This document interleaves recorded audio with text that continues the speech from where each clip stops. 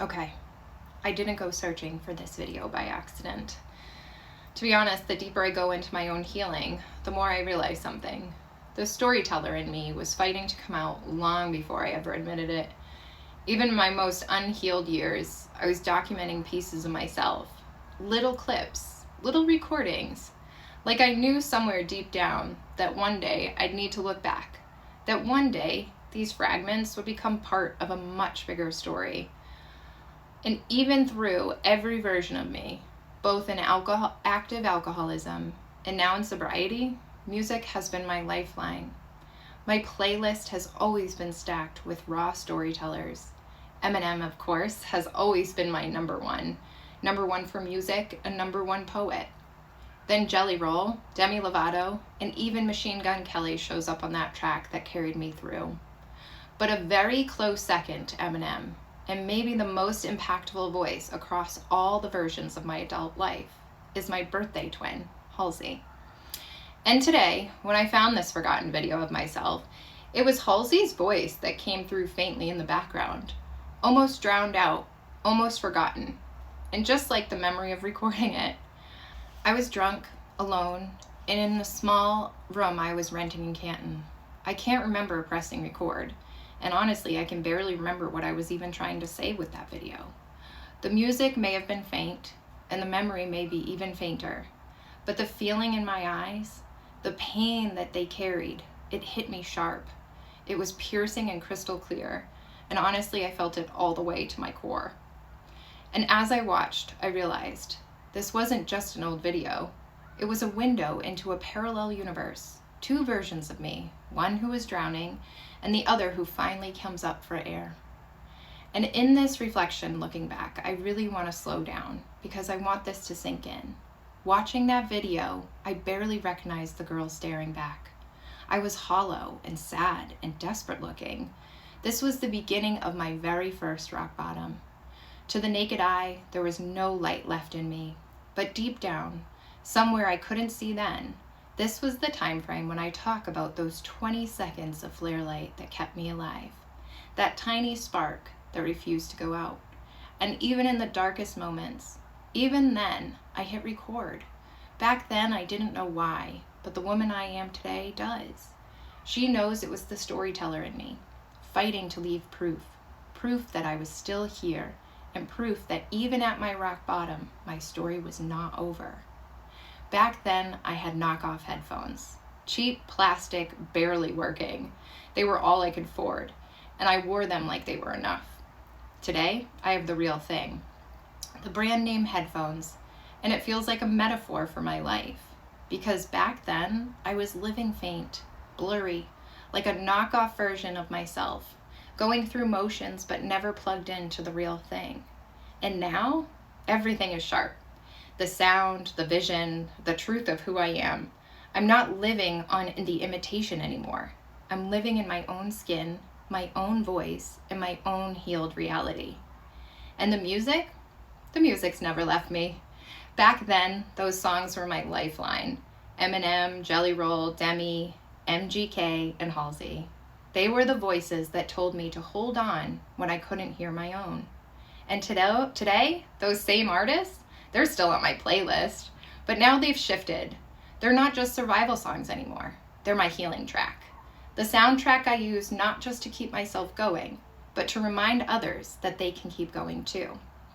Because storytelling heals, and music was the first storyteller that ever saved me. And the parallels between us are everywhere. Back then, everything was faint, and the music, the memory, the hope. Today, everything is sharp. The vision, the purpose, the storyteller's voice that I can no longer silence. Back then, I thought love would never come. And today, I know love begins with me. Back then, I thought I needed to hide my story. And today, my story is the very foundation of everything I am building. And back then, I thought the light was gone. And today, I know it only takes 20 seconds of flare light to change everything. And as I close, and as I introduce these next videos, and to show you the side by side, because this is raw, and this is uncomfortable. This is my first time letting the world see me unhealed, side by side with who I've become. And on one side, you'll see her, the girl in Canton who thought she was drowning, faint, blurred, and lost.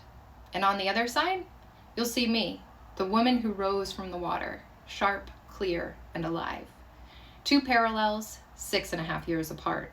This isn't about headphones. It isn't even about a song. It's about healing. It's about proof that change is real and that recovery is possible. That no matter how far gone you think you are, there's a version of you waiting to rise. So I'm sharing this private moment in real time. I'm letting you watch me watch her, to feel what I feel as I hear that song again. And maybe, just maybe, you'll see something in yourself in this parallel.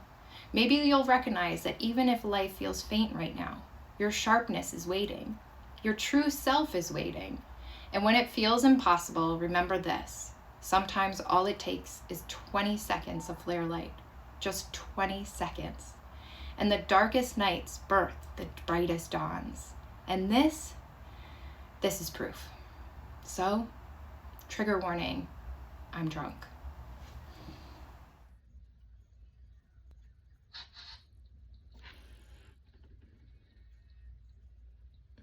Oh, I remember that bathrobe.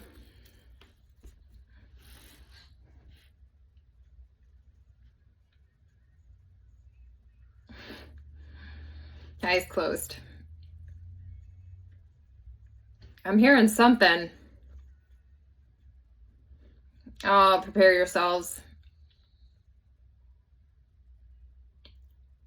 That's 100% for logo. Oh, yeah. Ugh.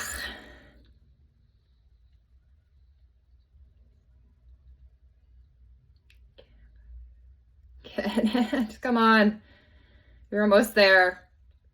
Oh, poor thing had a few more years.